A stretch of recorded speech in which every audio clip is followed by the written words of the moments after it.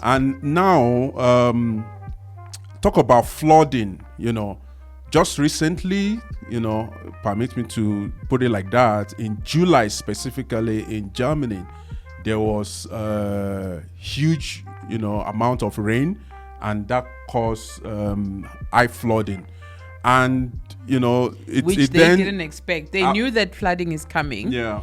But they didn't expect it was going to be as damaging as it damaging is. as and as people it lost was. their lives. Exactly. Lost properties, lost lives, and all of that.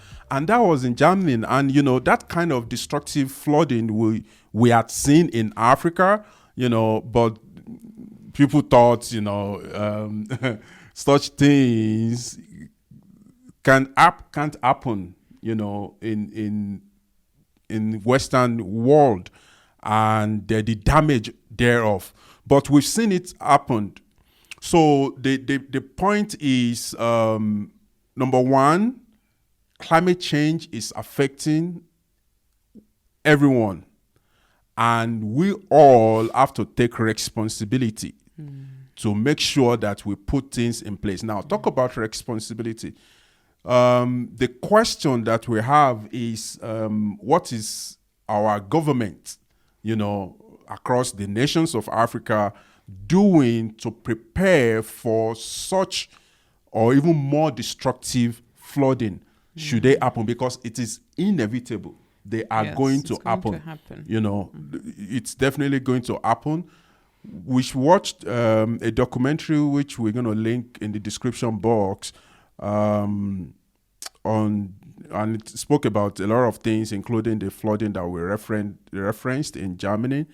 But what we saw is that the government already putting measures in place to be able to curb the effect of the flooding. And again, the question is, what are African leaders or governments doing? I actually think that it was even less impactful or less hectic because of the government in those places had things like that in place. I mean, they have people that are within the government, they even have departments, I think, that focus specifically on this whole issue. Yes. And they have come up with all sorts of designs and ideas on how, obviously after this flood, and how they can curb and how they can make sure that in future, when it happens, it won't be as hectic as it was. So we already know in Africa, we have so many challenges. And I don't think that the climate change itself is part of the agenda in most countries, which it should. Absolutely. Because of the impact of when these things happen, how it impacts the society and the community. Because after such things, some communities have to relocate. They have to move because of the change that has happened in their own environment. That's going to cause its new set of challenges for wherever they have to migrate to, and stuff like that. So in our countries, specifically in Africa, like, what do we have in place when such things happen? Like, me as an individual, do I even know what I'm going to do if there's like a weather crisis? I don't know. I don't know what we should do. I was telling you that even in corporate, they used to have like fire drills to kind of like make us aware when fire happens in the buildings, you should take exit number 5, and they literally walk us through it so that we'll know when it happens how to be safe and come out safely. But as a country, like, do we know what to do when such things happen? So the onus is on the government to start awareness and campaigns, across the nation, and I mean townships, urban areas, there should be huge, especially townships, because that is where I feel like it's not very much, known of the impact of the environment, because even diseases come from like sanitary issues and water, all those kind of things. Like, people don't know, people just do things and thinking that I'm just throwing a package. I mean, what, but they don't understand that throwing that package and how that is going to affect like a number of people or communities by just doing that. Exactly. You know? Exactly. And we can tie that to one of the things we mentioned in our previous episode. And if you have not watched or listened to that podcast, please do so. The previous episode titled Functional Living, and we mentioned why people should use less plastic. Yeah. And so talk about throwing things, just anyhow, or disposing plastic or usage, whatever it is, anyhow, is damaging, the environment also, because it could cause erosion blockage, whereby the water is not flowing, the way it should. Yes, which we have seen a lot in, especially I'd say again in townships, because it's it's what I'm familiar with. So whenever there's floods, it floods roads because of there's no like drainage system is not, probably it's because of the plastics that people throw, whatever, that causes those kind of effects to when a flood happens. So like plastic is one of those things that they say that it's the one of the biggest issues that we have is the usage of plastics, and how the fact that yes, people can take plastic and recycle it and whatnot, but over time, I don't know the term, but it can be, they can make it mini or whatever into pieces, but that can easily get into like your fishes and things like that. They can eat that, even though there's no evidence whether it will affect human beings, but I'm sure it will because we eat the fishes. So like there's a lot of things that are affected by the usage of plastics, and just the disposing of it anyhow, it's impactful because again, it's sometimes they strangle the fishes and the animals at sea because maybe it will be like a plastic will be caught up by a branch or whatever, and then it can affect it. And sometimes animals themselves eat the plastics or eat whatever with the plastic in place. So it's all about being aware, and it's not about someone else that has to bring about this change. I think it starts with I know that it starts with us and making important decisions and how we are going to carry out our lives and how we are going to be doing our best to take care of the earth as God said we should, and also for the children and the generations to come, and how they're going to live. I mean, like we mentioned in the previous video, for myself, I don't buy plastics anymore because of, I know how it's difficult to get rid of the plastics. So I use the bags because, I can reuse it over and over again. And some people now have moved into not using, like buying bottled water, because the bottled water comes with plastics. And, when you dispose that's also a problem. I even read somewhere that, like in Nigeria, a lot of people have, what do they call it? Mineral water. It comes in those small sachets of plastics. There's plastic bottles. And already, I think I read there's no proper disposing. And there's no bins, apparently. Not a lot of rubbish bins in the city. Cities, yeah. So that alone poses a threat, because people just throw things over whatever they see, and that piles up, and that becomes a big problem in the long run, and it affects so many things. And I think people realizing and understanding that whatever that they do, negligently or ignorantly concerning the environment, will impact them in the long run. It will. And this is the only living planet or livable planet, yes, there are people that are trying to make human being multi-planetary. Elon Musk as an example. But, that's still a long shot. It's even NASA is exploring the possibility of life on Mars, but again that's a long shot. So this Earth is the only one that we've got, and we have to make sure that we take care of it. Another documentary I think that we watched was the one that was talking about the illegal oil guys in Nigeria Okay. that were drilling oil illegally, whatever. Mm. I think for me, like, I was saddened by not I think I was saddened by the documentary because of just the impact of this, how it impacted the communities, because what happened was the big corporations that came from overseas or whatever and open up, branches, some part of Nigeria, and they were doing this whole oil thing, drilling oil and whatnot. And obviously, because some of the governments don't have, regulations in place to regulate, these kind of things, how to hold even corporate accountable for oil spillages and all those kind of things. So people did as and when, as however they pleased, and then they left. So when they left, obviously in Nigeria, we know the different struggles in Nigeria, a lot of youth unemployed. So people go into this oil drilling illegally to obviously make a living. And now they are also even making the situation worse because the spillage keeps going on and on and on. And the communities were complaining that they can't fish anymore.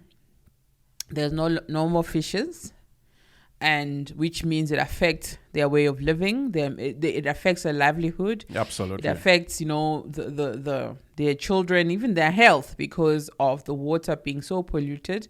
There was even like a small village, a group that had to relocate because of how much oil that came onto their homes. Like, oil was everywhere, and they didn't have running water. So that posed a challenge also because they didn't have drinking water, and they used to fetch the water from the river. Yeah. So it posed quite a lot of challenges for the communities, that people are struggling even more trying to make a living because of negligence and because of also the government not being proactive and having this kind of like units in place that look after the environment of their own countries, so that people don't come and take advantage, because people get excited like, oh, it's an international company that's coming on board, and they do as they please. No one holds them accountable. They can easily pack up and go tomorrow. Yeah. The community that is left there has to now deal with that. Yeah. That one guy who was saying he was a fisherman for years, and because there's no fish, he has to find another way of making a living, because he chooses not to go the illegal oil digging route. So he's now like fishing for sand. They are looking for sand. Literally, they go down into some rivers and then look for sand, and then they sell that sand to construction companies.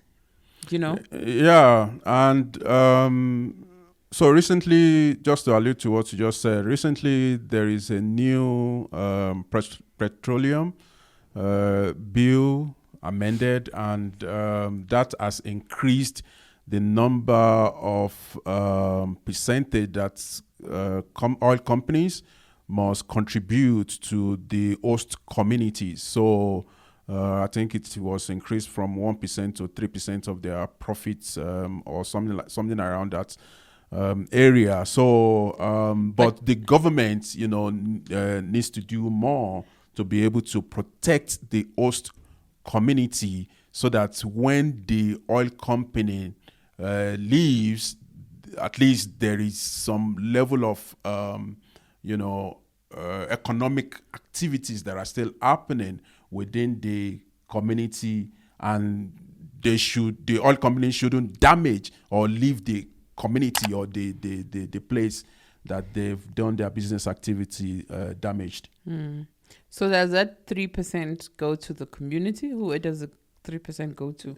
Well, according to the bill, it's supposed to, but we'll see when it's being activated, and there's a lot of conversations around it, and yes, it's supposed to go to the communities, but I mean, it's a lot of, again, I don't want to go get deeper into that, but I just wanted to bring it to our awareness that that Petroleum Bill has made provision for the oil company to make sure that certain amount of their profit, is then invested in the host community. Yeah, but I also, with the whole oil thing, I mean, I guess it's also not as in demand as it used to be. Oh yeah, sure. Because of countries moving into electronic cars, and in fact, what saddens me Renewables. even with that, like you said, when you were watching that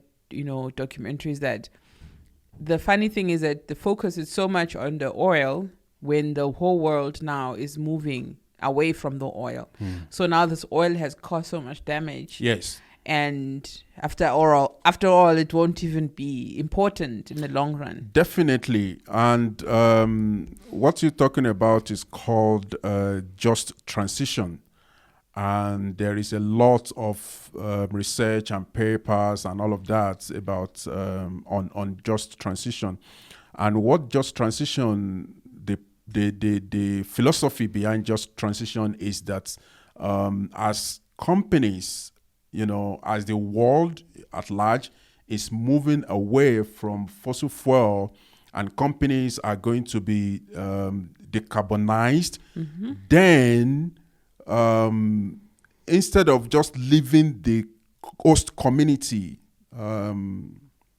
helpless, organizations should make sure that there is a just and equitable transition when they move towards I wonder how renewable. long will that take? I mean, in Africa, because Africa, like, things are extra hard in Africa because of obviously the leadership that we have in our countries, that they don't stand up for such things. I mean, some of the things that nations are still dealing with should have been dealt with many years ago. But anyway, and sorry, we have to be very intentional. We, in this case, is the government and big corporations have to be very intentional, in the way that we transit, transition rather, from depending on coal and fossil fuel and all of that to renewables, because there's a lot of talk about renewables and all of that, and solar energy and the rest. Yes, all that is well and good. However, the communities that are directly connected to these things, are going to be impacted negatively if we don't intentionally and strategically transition the way we should. Actually, that's the letter that the president of South Africa posted on Twitter the other day, was talking about transitioning. What did you call it? Decarbonization, transitioning, whatnot. And it was obviously talking about how that will affect the different communities, and how now that some banks are forced to invest in companies that are intentional about, so they won't invest in companies. Economy. Yeah, they're not investing in companies that are will affect the environment negatively. So he was just talking about all that. So I can link it also, that you can go through it, so that at least what's happening in South Africa. Okay. We have to do more in emission reduction, mitigation, and adapting to climate change. Everybody has to take responsibility now. Everybody, not the government only, not the scientists only. We as the citizens, the people that live here, have to take that responsibility of knowing about the environment and how we can make it a difference. Yes, it's just not it's like me not buying plastics. It's just myself. Yes.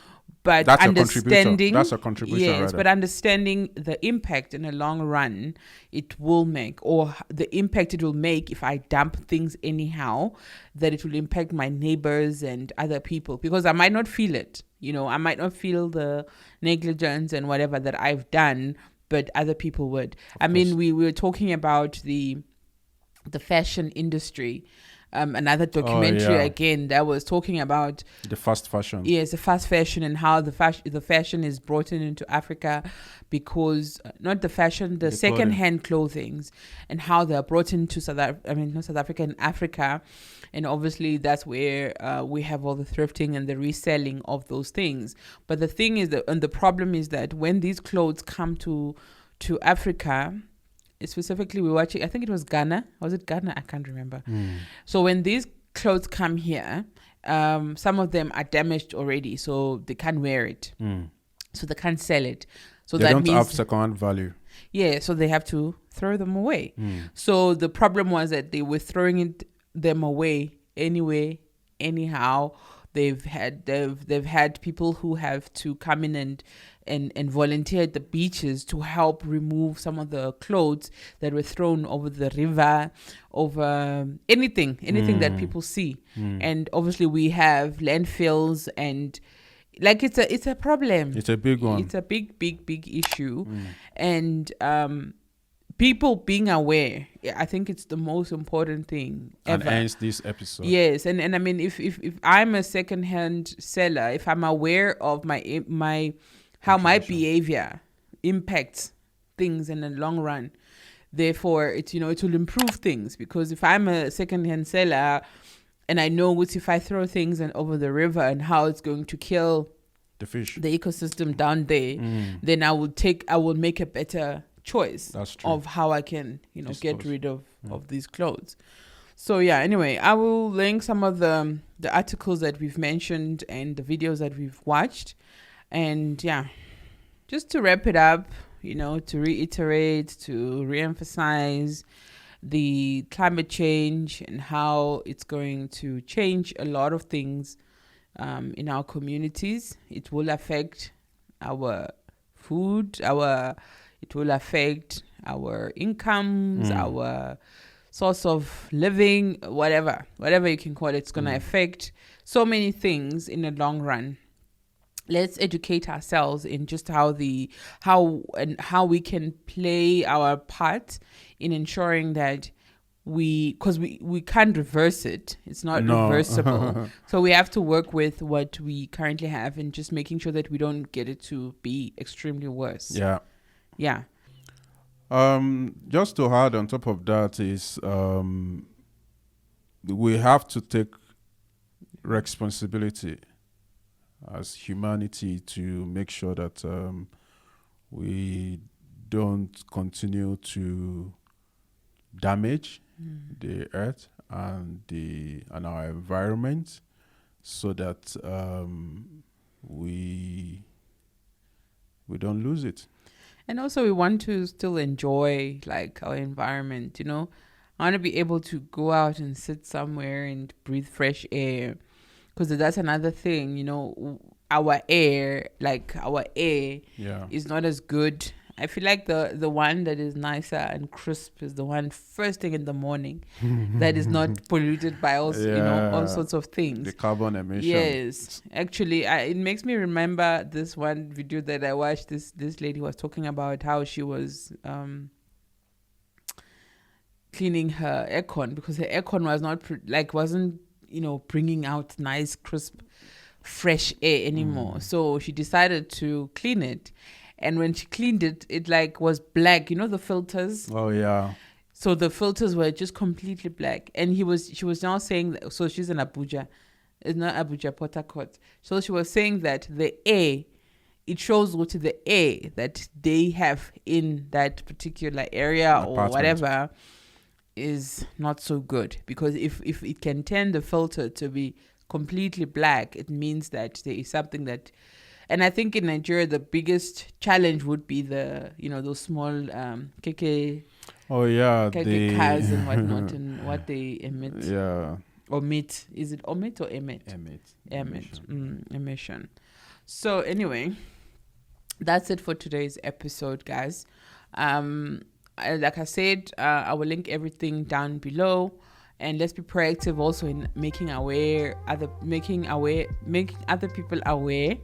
And this is a conversation that we should continue having in our families, in our society, with our children, even especially our children, because however we raise them and how we teach them is how they're going to become. Exactly. And let's dispose of things the right way. I know there's introductions of recycling and all that. Let's just be aware. Exactly. Okay. Thank you so much, guys, for being part of this episode. And please share the video, subscribe if you have not, and take care. God bless you. And lastly, I just want to say also, like, if you want us to talk about like a specific topic that you want us to talk about, you are welcome also to put it in the comment section below, and we will look at it. Thank you. Bye. Bye.